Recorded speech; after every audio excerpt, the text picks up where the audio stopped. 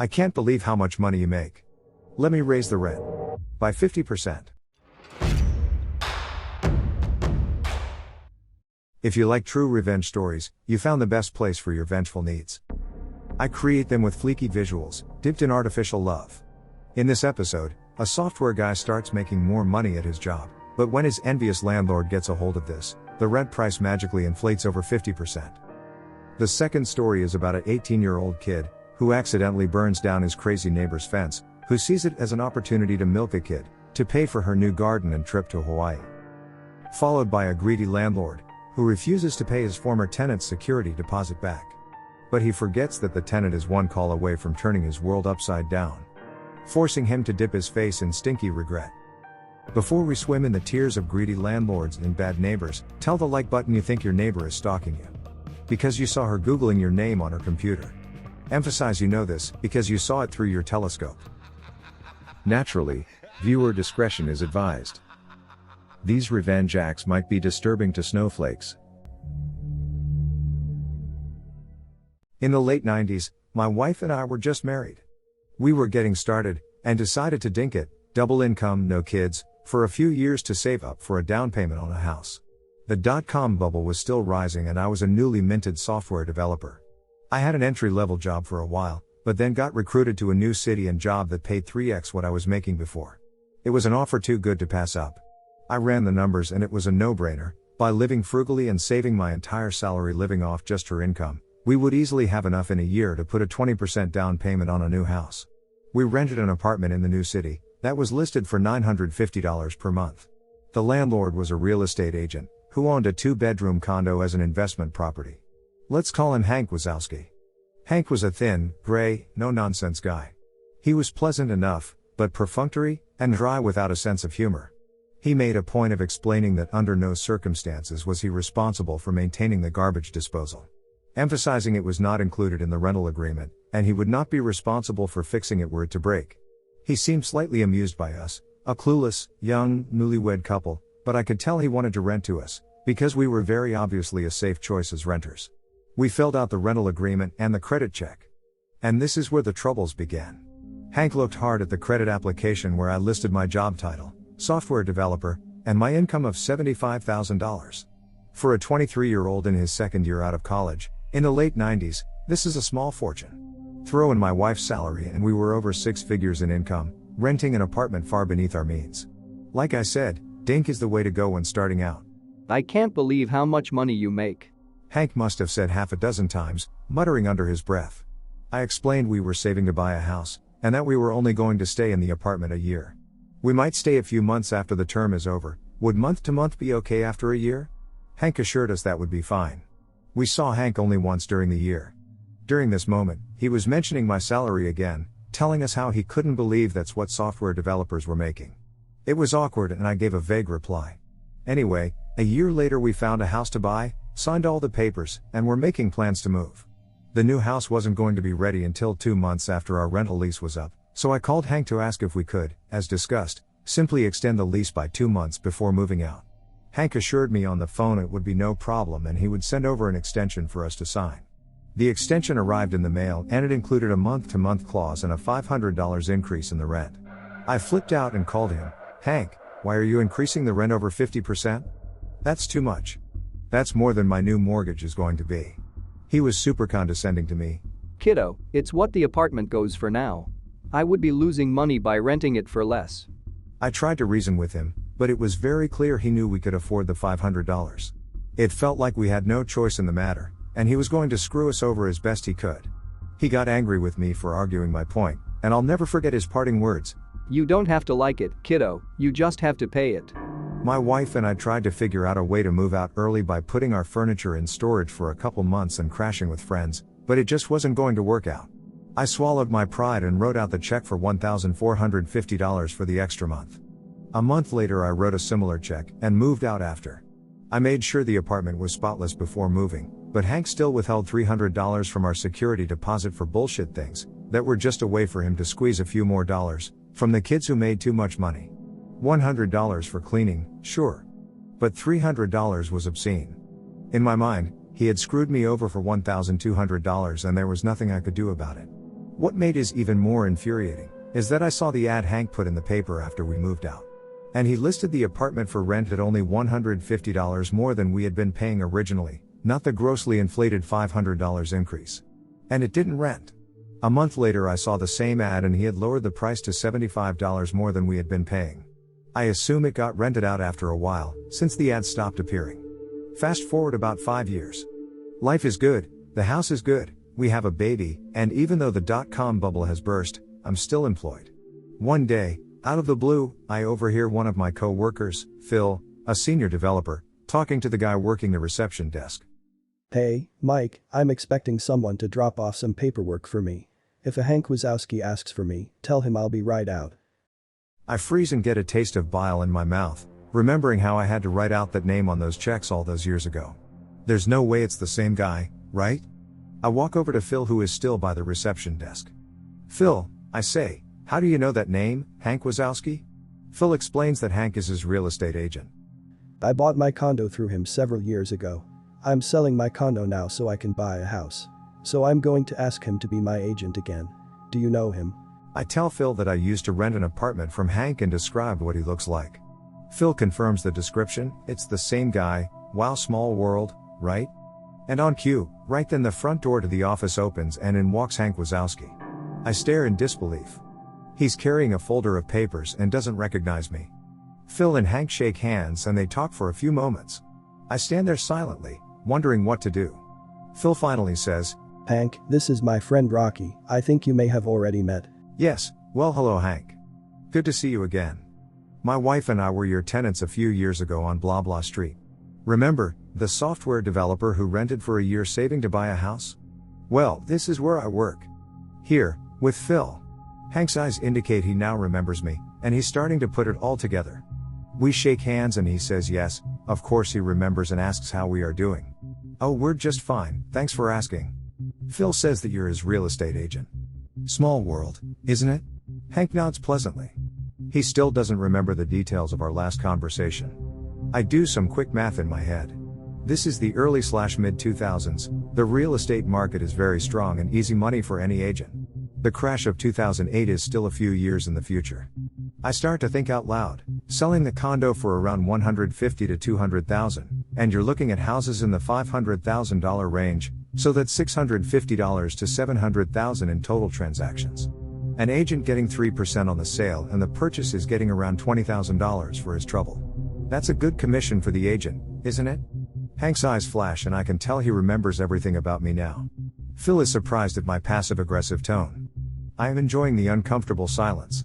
Hank deflects my question, saying it's complicated, and tells Phil to send back the papers as soon as possible. He shakes hands with Phil, looks at me, nods, and goes to leave. It was really good to see you again, Hank. I call behind him as he exits the building. While the door is still shutting, I say a bit too loudly so that Hank can hear, Phil, don't sign anything just yet, I have a story to tell you. Phil looks at me and says, Rocky, what the hell was that all about? He looks pissed and confused at my behavior. I tell Phil the whole story, the rent, the $500 increase, the security deposit, you don't have to like it, you just have to pay it, everything. Phil, you can't use this guy to sell your condo and buy a house. I hate him, he's evil. I'll help you find another real estate agent, just use anyone but Hank. So the great thing about Phil is that, well, he's a great guy. He says he's a little surprised at my story and has always known Hank as a straightforward guy. But I totally see him doing that to you. He admits. There's no way I could use him now. What a dick. Then Phil's eyes lit up a bit. What do you want me to say when I fire him? I have special feelings for Phil now. We came up with a plan and I made sure there were some key phrases in Phil's repertoire. We planned it all out together in advance. My only regret is that I didn't get to see Hank's reaction in person a day later, when Phil made the following phone call while I stood behind him listening. Hi, Hank. It's Phil calling. Yeah, about that. I've decided to get some other quotes from other agents. I'm not going to sign up with you. No, you shouldn't give a discount. You'd be losing money if you did that. No, this is just a decision I've made. No, it has nothing to do with Rocky. Well, you don't have to like it, Hank. You just have to accept it. Goodbye. Click. And it was the greatest revenge I could have ever imagined. Through a chance meeting years later, Hank got screwed out of $20,000 in easy commissions. And the best part is, Hank absolutely knew it had everything to do with Rocky. This channel has gotten me through a lot of boredom and has provided me with hours of entertainment. I figure it's my turn to tell my revenge story. So it's been about 4 years since this happened. I was about 18 at the time, working for a security company. There were constant call-offs and no-shows, have no idea why. But being so young and naive, I was constantly working 16-hour shifts and not coming home until 8 a.m. I lived with my father at the time. The time frame of this was around the 4th of July. I finally had a day off and my best friend was back in town for vacation. We decided to get together and chip in on some good old American fireworks. To be fair, I have had nothing but bad experiences with fireworks, so I had no idea how this would be any different. We got home with the fireworks and we laid them all out on the floor, sparklers, bottle rockets, cakes, and Roman candles. I say, why don't we mess around with some sparklers since it's still not dark yet? Great idea. We go into my backyard, where it hasn't rained in well over 2 months and it is extremely dry. You see the problem here? One of the little sparkies from mine and my friend's sparkler made contact with the ground, and made it 2 small fires that quickly spread to a large area. I ran as fast as I could to grab the garden hose and quickly started spraying down the fire.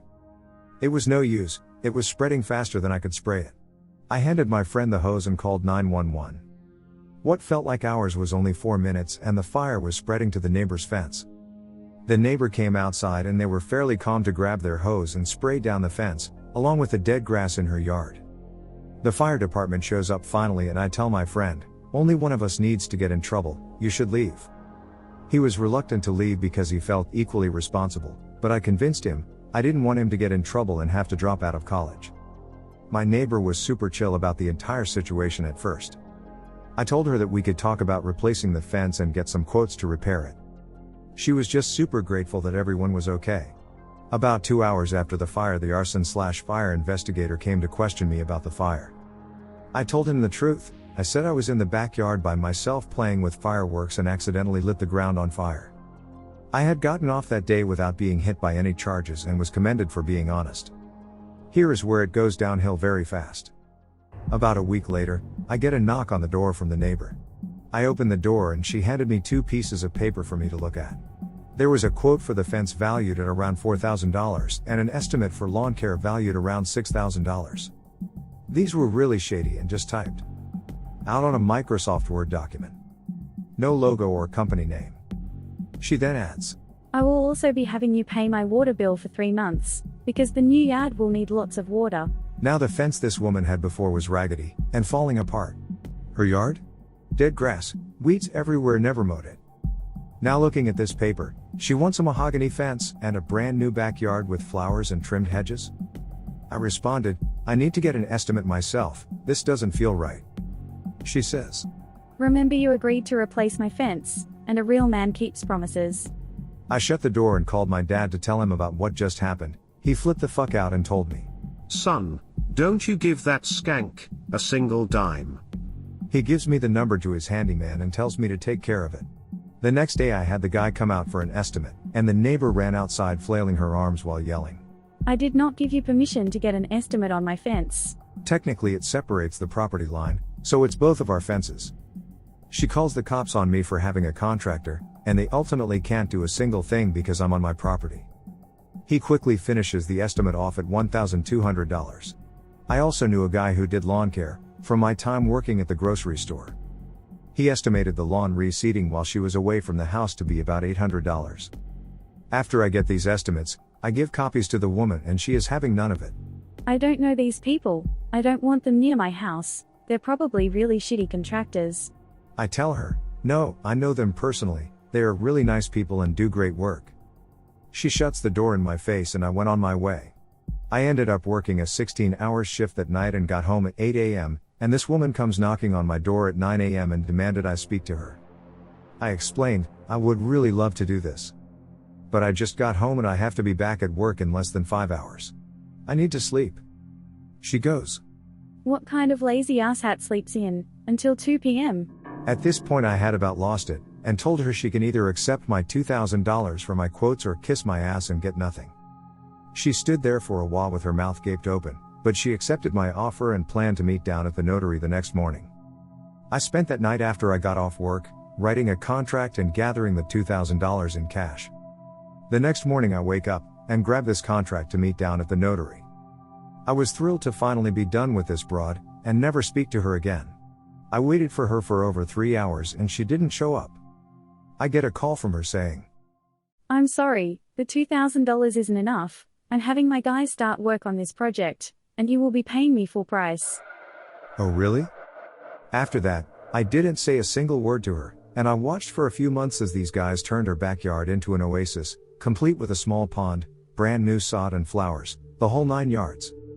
Come to find out she had plans to remodel these things for a long time, and was just waiting for the opportunity to go through with it. Also in this time, she used her remodel funds to go on a trip to Hawaii. You know how I found out about this? She was bragging about it on the neighborhood Facebook group, and didn't know I was in it. I have a different Facebook name than my real name. This is the moment you've been waiting for. Are you ready for the revenge? Now 4 months after the fire and all the remodels, I get served papers to go to court for $10,300. At 18 years old, I'm having to hire a lawyer to work my case. When we finally do get into court, I lay everything out. The quotes, being harassed multiple times. Not showing up after agreeing to a deal. Not wanting me to get my own quotes, required by law by the way, and her bragging about screwing me out of money, and I have proof of all of this. The judge looked at her and said, Madam, with all due respect, you're out of your damn mind. Not only did this young man tell the truth of what happened, he offered to pay you more than he was supposed to. Your lawn was already dead before the fire occurred, therefore he is only responsible for the fence of $1,200. I will also deduct from this his lawyer fees of $800. So, I burned this woman's fence down and all I'm having to give her is $400? Cool. She took a huge financial loss from this, not sure how much the Hawaii trip cost her, but she got in serious debt. She ended up having to sell the house because of it and moved into a smaller house. Haven't heard anything from her since. I want to clear up that I'm not saying that I do not feel bad for burning down my neighbor's fence. I felt really bad about it and wish we could have handled it more civilly. I would have been happy to meet in the middle or get multiple quotes. To this day I still don't use fireworks. Because we could have really hurt someone. What I have learned through this though, is it's best to take responsibility for your actions from the gate. The fire investigator had seen the leftover fireworks near the area of the fire, and said he would have slapped cuffs on me and I would be in jail for arson if I would have gave him any other answer. I was not criminally charged, and the incident was deemed an accidental fire. My story happened 3 years ago. I rented a room in a house with the current owner and occupant of the joint. I'll call him Crappy Landlord. I gave him a deposit to move in and the first month's rent. Everything was wonderful. I did my job, I paid my rental obligation, and privacy was honored. After 6 months of living with him, I finally got a better paying job and left. The agreement was that when I left, I would receive my deposit back the week after. Week goes by and the Crappy Landlord says, I'll get it next week. Another month goes by and it changes too. I have not forgotten about you. Well, after it's been 2 more months, he blocks my number. I'm mad as hell because I want my money. Because of this, I started plotting my revenge. I knew some things about him. The Crappy Landlord was a narcotics fanatic. He told me he was planning to run a distribution ring. Halfway through my first month's rent, he showed me his 20-pot plants he was growing into mature plants in the house's basement. He also had a special den room where he could use crack to get a fix, along with ecstasy pills. While I worked hard at my job for not the greatest pay, he took unemployment and disability benefits while doping up back at home. Crappy Landlord also had an extensive weapons collection. Firearms which were not registered in his state, as well as firearms not registered under him. He also had his own dealer that would show up to drop off dope. He did this the entire course of me being there. He thought he was safe until he started fucking with my livelihood. So I wrote everything I could remember down and did my research. Behold the powers of search engines and the internet. Bang, Crime Stoppers fine print, get $1,000 for your tip. Bingo, I fill out every minute detail, added timestamps and photos of the operation. Photo of the house, contacts, all extra information I had on him. Submit everything and given credentials to wait. My deposit was $350, so pocketing an extra $650 is completely worth it. He thought I wouldn't be a snitch, but he backstabbed me. So I'll happily return the favor. My parents lived in the neighboring town. I asked them to forward town newsletters to me, and I also looked at the county police and news updates. 4 months later I see it in bold. Drug operation busted. The police got a wiretap warrant on his phone and staked out his property. Because of the narcotics and weapons mix, the police took it seriously. So it also involved the ATF with the DEA. A SWAT team executed a search warrant and busted into his house in the early morning hours, around the time he was asleep. They seized everything. He is looking at about 40 to 60 years for his offenses. The police also apprehended the other druggie who delivered to him in the middle of the night. The evidence was pretty damning. I got my revenge, but I also saved a community, while getting back my money, plus interest.